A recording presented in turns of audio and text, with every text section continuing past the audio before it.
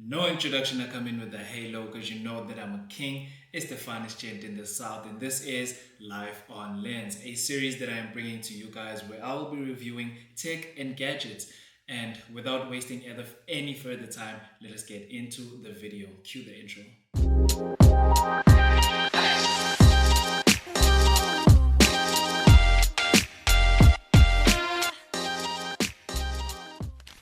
Now, the Galaxy S21 was released early 2021, but it is still in conversation for power users. Let us go through the quick specs of the phone and discover why that still is. The Galaxy S21 has a 6.2-inch dynamic AMOLED display with 120 Hz rate of refresh. Moving on to the chipset, it has a Exynos 2100 chipset in South Africa with 8 gigs of RAM. The storage options, you have 128 to 256 gigs and no expandable storage whatsoever or an SD card slot. The battery life, you have a 4000 milliamp hour battery, and then you have a triple rear camera setup with a 16 megapixel main, a 64 megapixel telephoto, and a 16 megapixel ultra wide camera.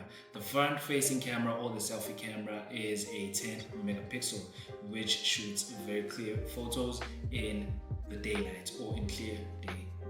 And the S21 comes with Android 11 out of the box, which is upgradable currently to Android 14 with Samsung's One UI 6.1. Now, despite being released early 2021, this phone still knocks a punch and it is still in conversation for power users in 2025.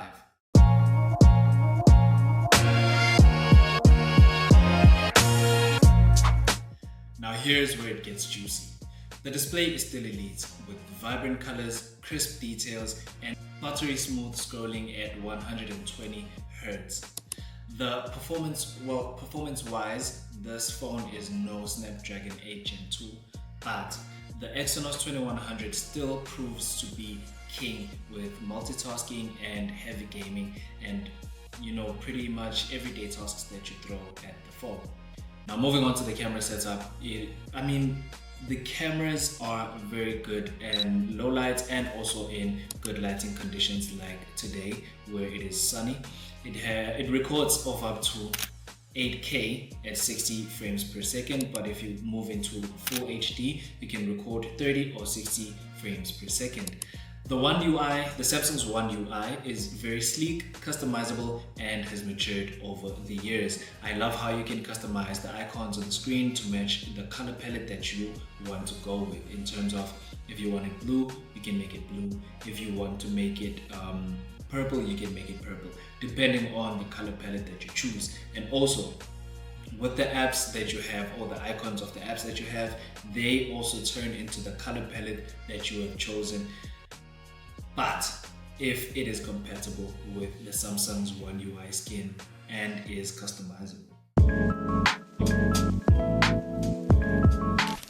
Now let us talk OS updates. Samsung has promised 4 years of OS updates and 5 years of security patch updates until 2026. The S21 started on Android 11 and is now currently upgradable to Android 14 with Samsung's One UI 6.1. Now that is such a great theme for the longevity of the phone. Alright, now let us move on to what do fans love about the S21. Let us go through the forum and let's see what people have to say. The sleek design with the camera bump flowing into the frame. Personally, I love that as well. The phone looks very much like a flagship phone, and what they did with the phone was pretty much what they had to do with the phone because I love how it feels in the hand. I love how it looks on camera and how it looks looking at it in person. It's really great. The dynamic AMOLED display with 120 Hz of refresh rate, it makes scrolling on your socials very nice, or just using the phone in general very nice because it is crisp, it is clear, and the colors are vibrant. I love how the colors turn out, whether it is when you're taking pictures and you edit them in the phone, they look crispy clear and vibrant.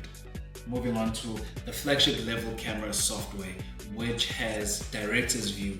This is great for content creators because you are able to look at yourself whilst you are taking a video. Now that is such a great feature. Samsung went there, like they went all out. I'm not sure if it is still available on the S24, S23 and S25 Ultras, but I will definitely check them out. Now it has features like the Samsung DeX support for desktop with a desktop-like experience when it is plugged in. That is also a great feature to use because when I am editing my footage, I put it onto my desktop and then I'm able to edit seamlessly with DeX. That is such a great touch.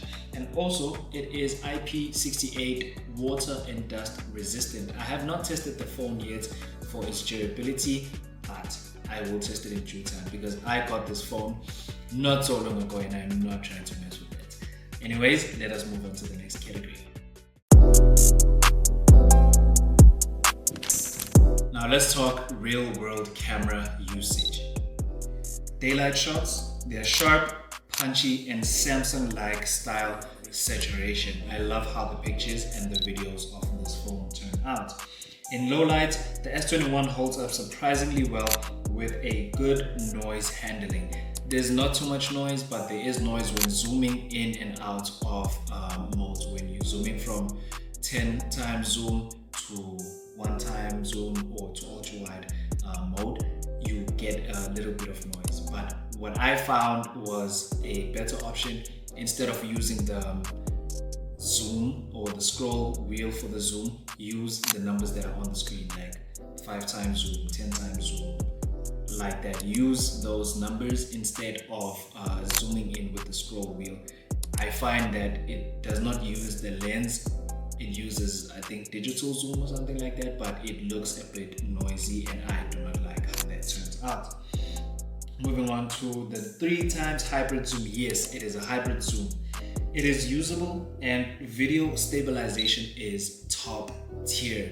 Now I repeat, video stabilization for this phone is top tier. Moving on to the front facing camera. The pictures on the front facing camera with the 10 megapixel lens, it is surprisingly quite decent, especially when you're taking selfies in great light conditions, like when it is sunny outdoors, you get a clear picture. And remember, this phone has a facial recognition, so even in low light, I'm still able to open up my phone because it uses that 10 megapixel lens. I still get to open my phone in low light, which is a plus for this phone. So overall, for vloggers, content creators, this phone is still perfect, and also for gamers. But moving on to the aspect of the cameras, you are not going to be disappointed with this phone, especially because it was released early 2021 and also depreciation is a good friend of ours. So now you can get this phone at a great steal of price. Moving on to the pros and cons. You have reliable performance, gorgeous display, great camera for photo and video, and to close it off, you have OS support is still active for the phone, and you have a great premium feel design. Moving on to the cons. The battery life is average, no headphone jack, which is a bummer, no SD card slot, and we don't have a Snapdragon 8 Gen 2 for the phone in South Africa, although you do get it in the other models in the US, I think, and also in the UK. You get those, but not in South Africa. Now, this phone is for students who want a flagship level phone without paying the flagship money. It is also for entry-level gamers as it has the Exynos 2100 chipset. Also, it is for multitask users or power users, and also lastly, content creators. This phone is such a great phone and it feels great on the hand, on the palm of the hand. It feels amazing. It feels great. I am not going to lie to you guys. Moving on to why should you buy it. Now this phone, I got it at swap.co.za for a steal of a price. It is the 256 gigs Galaxy S21 in the Phantom white color. It was 4,800 when I got it. It depends on where you get it from. Now the prices range from 4,800 to at least 9,000 depending on where you get it from, whether you get it used, whether you get it new. It varies, you know. I don't think you can still get this phone new, but you might as well get it secondhand because it's still a great phone to have.